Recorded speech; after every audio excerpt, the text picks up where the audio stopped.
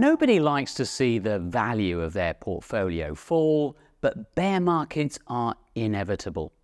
In fact, it's those bear markets that are the very reason why we can expect an investment return in the first place. Jan-Carl Plagge is head of portfolio research at the fund management firm Vanguard, based in London.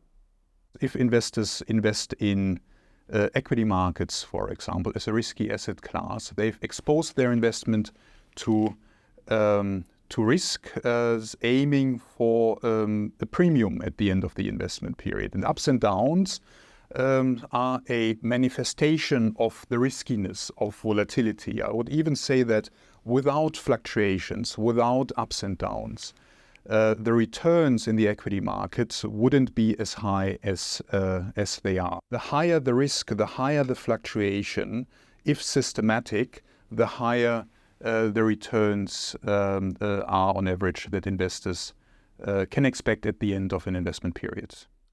No one can predict bear markets with any consistency, but research by Vanguard shows the importance of putting them in perspective.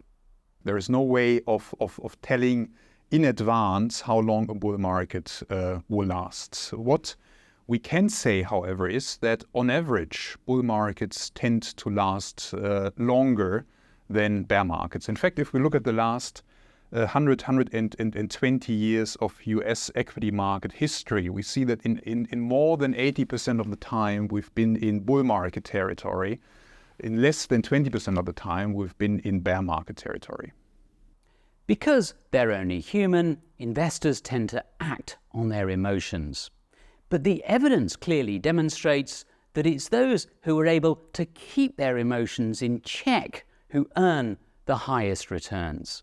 If we look at the last 20 years, for example, and looked at global developed market equity returns, to name an example, investors would have been able to generate roughly 9% on a before cost, before tax basis in pounds. Had they invested in the US equity market, they would have done even better, would have been able to generate 10% on a per annum basis.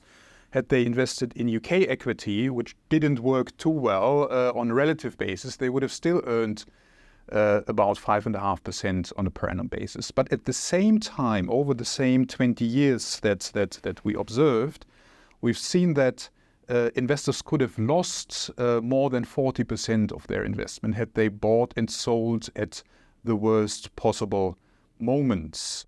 Of course, the past does not predict the future, but we can draw valuable lessons from it.